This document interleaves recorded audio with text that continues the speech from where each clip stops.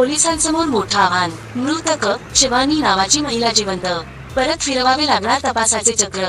जळगाव जामोद शिवारात ती हत्या शिवानीची नाहीच, कथित मृत मुलगी जिवंत आढळली।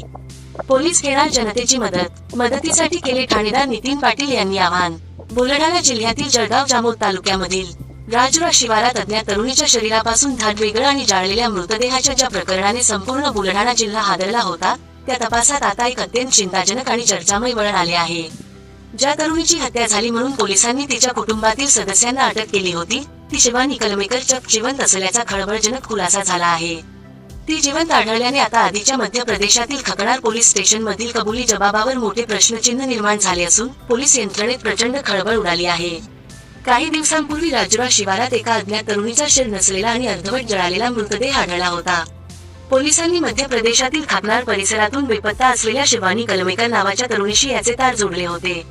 शिवानीच्या वडील आणि भाऊ पोलीस चौकशीत, आम्हीच तिची हत्या करून मृतदेह तिथे टाकला, अशी कबुली दिल्याची माहिती समोर आली होती। परंतु हा तपास सुरू असतानाच कथित मृत समजली जाणारी शिवानी अचानक जिवंत आणि सुखरूप समोर आली आहे। ती आपल्या प्रियकरासोबत पळून गेली होती आणि सुरक्षित असल्याचे समोर आल्यानंतर पोलिसांचेही डोके चक्रावून गेले आहे। शिवानी जिवंत समोर आल्यामुळे आता जळगाव जामोद पोलिसांसमोर दोन मोठे आणि गंभीर प्रश्न उभे राहिले आहेत। जर राजुरा शिवारात सापडलेला मृतदेह शिवानीचा नव्हता, तर ती दुर्दैवी तरुणी कोण होती जिची अत्यंत क्रूरपणे हत्या करण्यात आली? जर शिवानी जिवंत आहे, तर तिच्या वडिलांनी आणि भावाने हत्येचा गुन्हा का आणि कोणत्या दबावाखाली कबूल केला होता? हा यक्ष प्रश्न निर्माण झाला आहे। या धक्कादायक खुलासानंतर पोलीस प्रशासनाची मोठी धावपळ उडाली असून आधीचा संपूर्ण तपासाचा रुख बदलावा लागला आहे। आता पोलीस या राजुरा शिवारात सापडलेल्या मूळ मृतदेहाची ओळख पटवण्यासाठी नव्याने शोधमोहीम राबवत आहेत। तसेच अटक करण्यात आलेल्या पित्याची व भावाची पुन्हा कसून चौकशी केली जाणार आहे। शिवानी जिवंत मिळाल्यामुळे या प्रकरणाचे गुण अधिकच वाढले आहे। राजुरा शिवारातील त्या मृतदेहाची ओळख पटवणे हे आता पोलिसांसमोर सर्वात मोठे आव्हान आहे।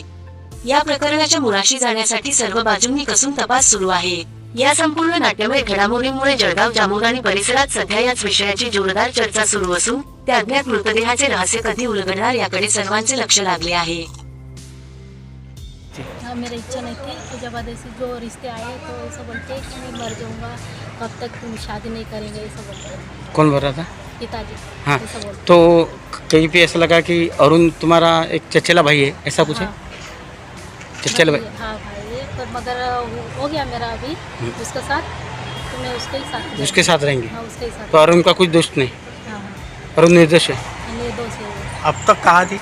नासिक में थे। स्टेशन जळगाव जामोद आणि स्वतः पोलीस निरीक्षक मी नितीन पाटील आमच्याकडे हा तपास आहे। ठीक आहे, आता यावेळेस या प्रश्नांची उत्तरं देणे क्रमप्राप्त आहे, त्यामुळे मी देत आहे। परंतु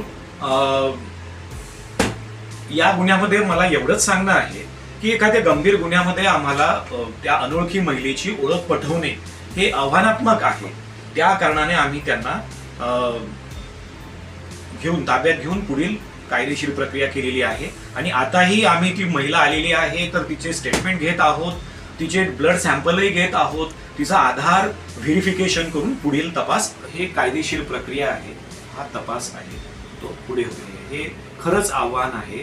त्यामुळे मी आपल्या समाज माध्यमांद्वारे सर्व जनतेला, विशेष करून जळगाव जामोद परिसरातील जनतेला, आसपासच्या बऱ्हाणपूर जिल्ह्यातील किंवा MP असेल, सोनाळा असेल, तामगाव असेल, मुक्ताईनगर पोलीस स्टेशन लागून आहे, या सर्व लगतच्या जनतेला आपल्या समाज माध्यमांद्वारे मी आवाहन करतो की मी पोलीस निरीक्षक नितीन पाटील, माझे संपर्क क्रमांक आहे 88 88 471 425।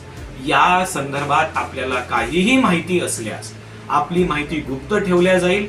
आपण निसंकोच आम्हाला या संदर्भात काही माहिती असेल तर माहिती देऊ शकता।